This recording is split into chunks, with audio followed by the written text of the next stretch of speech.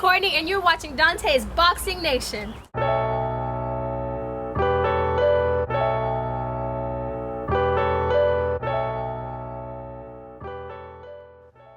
Dante's Boxing Nation, what's going on, guys? So Canelo Alvarez is waiting for the results of Bivol versus Ramirez to decide who he's going to fight next, according to Eddie Hearn. Eddie said Canelo will want Ramirez to win, his fellow Mexican, but I also guess deep inside that he's hoping Bivol will win so they can get the rematch. Now, let me just stop right there before I continue. I thought it was funny because actually I didn't notice the exact words that Eddie used until I was reading it right now, when he says, but I also guess deep inside that he's hoping Bivol will win so they can get the rematch. Why would Eddie Hearn say, I guess deep down Canelo really wants the other guy to win? He really wants Bivol to win so that he can avenge that loss. Why wouldn't he just say Canelo Alvarez? That's what he wants. He can't say that. He has to say, I guess deep down, Canelo really wants the other guy to win. It's almost like Eddie Hearn, he's saying, Canelo, why are you telling people you want to see Ramirez win when it was Bivol that beat you and you need to avenge that loss? That's how it comes off. You know, when Canelo says things like, at this point in my career, I can fight whoever I want. And when he says, you know, I'm rooting for Ramirez, and if Bivol loses to Ramirez, I'm not fighting him again. But the reality is it hurts Canelo more than it hurts Bivol because Bivol already beat Canelo. Bivol doesn't have to fight him again, especially considering the fact that he completely dominated Canelo, and the assumption is it would be even worse in a rematch. Canelo Alvarez is the one that's supposed to be desperate to avenge the loss. Now Canelo Alvarez has 2 losses on his record, and he hasn't avenged any of those losses. And this is what greats often do. We've seen Sugar Ray Leonard avenge his loss to Joe Frazier. We've seen Sugar Ray Leonard avenge his loss to Roberto Duran. Just imagine if Muhammad Ali and Sugar Ray Leonard never avenged those defeats and just went on with their career fighting other opponents.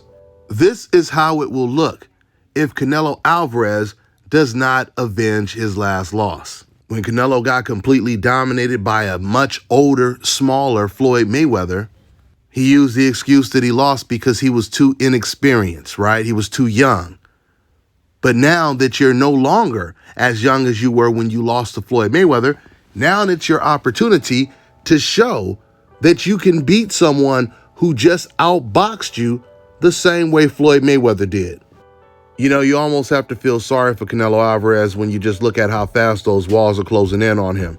Because another reason why Eddie Hearn is saying, I guess deep down, Canelo is hoping that Bivol wins so he can avenge that loss is because Eddie Hearn, he acknowledges that if Canelo Alvarez is not willing to fight Bivol, then they're not going to be in the Canelo Alvarez business. Because they're not going to give Canelo Alvarez a John Ryder, a Makabu type of opponent, because all DAZN is going to do is lose money if they put Canelo in there with someone like that. The only way DAZN can make any kind of money with Canelo Alvarez right now is if they put him in a ring with a very significant opponent, which obviously would be Bivol. Bivol would be the biggest fight that DAZN could offer Canelo Alvarez, because that's the last man that beat Canelo Alvarez and did it pretty easily, and everyone wants to know if Canelo can avenge the loss. If he loses to Bivol twice, his career is damn near over with. Now, I know some fans will say, well, Dante, how can his career be over with when he's still the champion at 168? But the problem is, like I've been telling you guys, no network is going to offer Canelo Alvarez any more easy fights. He is no longer going to be able to handpick the Caleb Plants, the Caleb Smiths, the Abney Yildirim type of opponents. And the only way he is going to get one of those C-level opponents is if one of those fights includes a multi-fight deal. Just like, once again, DAZN did with Canelo, where they were willing to give him the third fight with a 40-year-old Golovkin, but he also had to fight Bivol. And the same thing with PBC. They were willing to pay Canelo Alvarez more money than Canelo has ever made in his entire career. But to get that payday, he had to go through Jamal Charlo and Errol Spence or David Benavidez. So Canelo Alvarez, he has no easy options right now. So when Canelo says he can fight whoever he wants, that's the furthest thing from the truth right now. Because he can no longer go to these promoters and networks and tell them, hey, you guys want to promote my next fight? Well, I want to fight Makabu. I want to fight John Ryder. No promotional company is going to pay Canelo Alvarez for a fight that's not going to make them any money. In fact, make them lose money.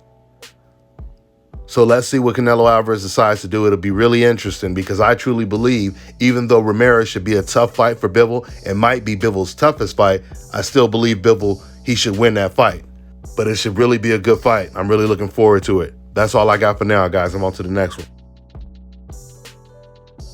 All right, now check this out, guys. If you're looking to repair eczema scars, burns and bruises, dark spots and blemishes, fever blisters, diabetic ulcers, this right here is the perfect product for you guys. It's called Elo Diki Face and Body Oil. Athletes and top-ranking boxers, they're also using it after training to reduce swelling, inflammation, and to ease the pain. So get yours today. Go to elodiki.com, like them on Facebook, and follow them on Instagram. Let me tell you guys about Issa Israel Law Firm. It is a full-service legal practice based in Denver, Colorado, an emerging hub for combat sports and high-altitude training. If you're a fighter inside or outside of the ring and you need a law firm you can trust to fight for you, visit thefighterfirm.com or email help@iilawfirm.com. Legal representation is usually limited to plaintiffs or defendants in Colorado, but iFirm can help anyone in the world with trademarking their business name, logos, and U.S. immigration issues. This brother has been my attorney for a while and helped guide me through all kinds of business and civil issues, so make sure you guys go to thefighterfirm.com.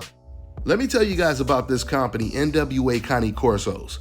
They breed Cane Corso Mastiffs, which is a guardian dog that is treasured for its protective nature and strong loyalty to family. If you're looking for a family-friendly dog that's intelligent, muscular, and brave enough to take on any intruder, then you need a Cane Corso Mastiff. Cane Corsos are extremely versatile, performing well in a variety of activities such as hunting, agility, competitions, and obedience trials. With its athleticism and versatility as a hunting dog, guard dog, sports dog, and a show dog, the Cane Corso Mastiff is perfect for any family. They also have standard French bulldogs with excellent health, structure, temperament, and superior bloodlines with many champions in present day and pedigrees. Visit NWA Cane Corsos on all social media platforms to find the perfect puppy for your home today.